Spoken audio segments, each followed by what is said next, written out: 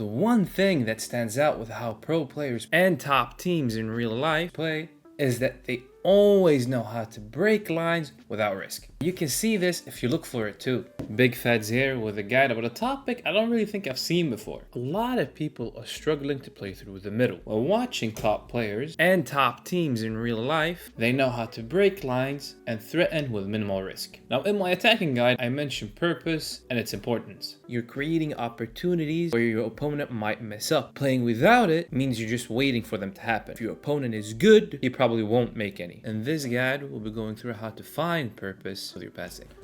All of the examples in this video are taken straight out of my stream to show you that they are applicable online and against high-level players.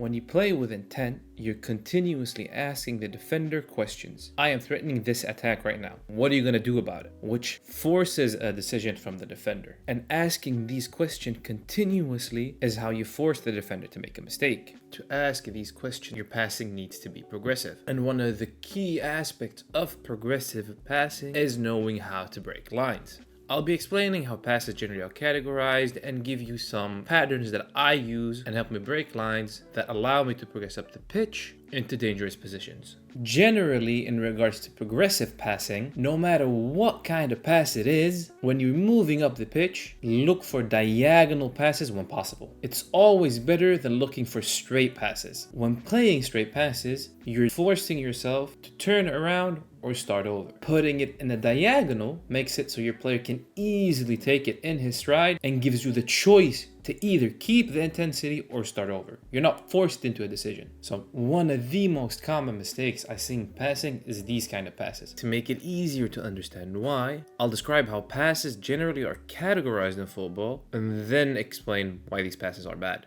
Passes are usually divided into three types. First line passes that are to someone next to you and that doesn't pass your opponent. Second line passes that are past your opponent but on the outside. And third line passes that are through your opponent and the one you always want to look for.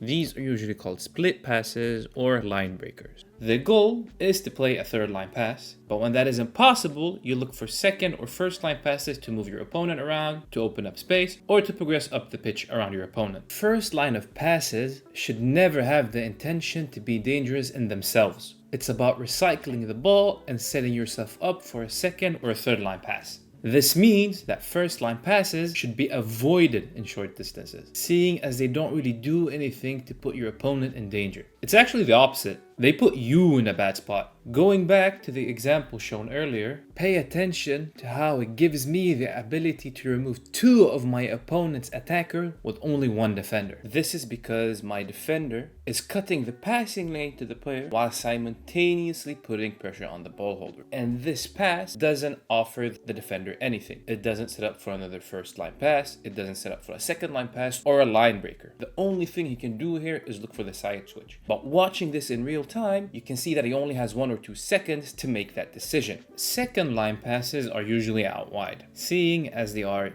around your opponent. These are useful in forcing your opponent to follow you and open up space somewhere on the pitch, which allows you to look for a split pass. Second line passes also allow you to take advantage of space that already exists out wide. The reason you want to play the third line pass is because when doing it successfully, you're breaking through your opponent's shape while progressing into a dangerous area. This forces the defender to make a decision. If he doesn't press, you're free to attack in any direction you want. If he does press, he has to use one of the central backs to press, which opens up a gap in the back line that allows you to get by and exploit the space that's open. But they're not always easy to find. Using second and first line passes to look for a third line pass is always better than trying to force one through. Easiest way to open up space for a line breaker is by using a bounce pass. And it's exactly what it sounds like. You see an option, but there is an opponent that is cutting that option and you want to move him out of the way. By using a bounce pass, bounce the ball off one player, which moves the opponent out of the way and allows you to reach the player you wanted to reach. The bounce pass can also be used for second line passes. Another way of opening up a passing lane for a line breaker is by using a disguised pass. In this clip, when Blanc has the ball, we can see a clear line in between our opponents. However, Blanc is facing the wrong way. By making the player that is close to blank go for a run, the immediate danger becomes the player making a run. This is the disguised run. If you pay attention to my opponent, you see that he is moving the player he's controlling to cover for the player making a run, which means that the line breaker that we saw earlier still exists. We can easily turn and look for the line breaker that we wanted. When you pass it to a teammate that has a lot of space, you take a touch towards another teammate that you could potentially pass. But your intention isn't necessarily to look for it. This touch toward your teammate makes your opponent believe that you're going to look for it. If the opponent doesn't take the bait and stays put, that means you look for the first line pass to recycle the ball and move it to the other side of the pitch. However, if he preemptively moves his player, which my opponent does here, he opens up space for a line breaker. Pedri received the ball in this instance,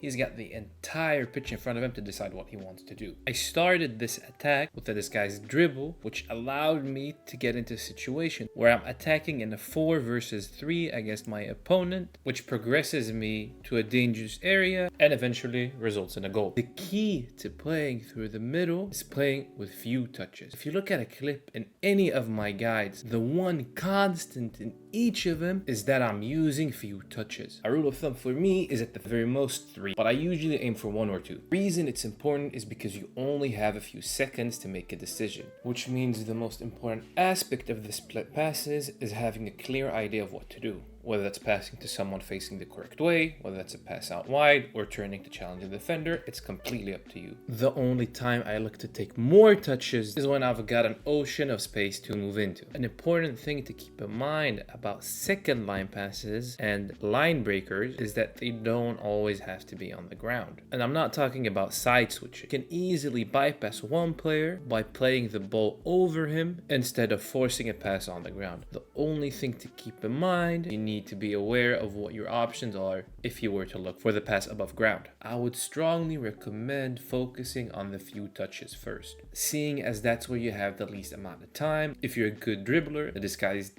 dribble could be a very good option. If you're someone that prefers passing, the disguised pass could be a good option. So while I would recommend the few touches and the bounce pass as a first thing, the rest depends on what kind of player you are. Well, yeah, that was all I had for this guide. If you have any questions, drop a comment and I'll do my best to answer. I do stream my games on Twitch if you want to catch up outside of the videos. But until next time, I hope this video is helpful and I hope you have a good day.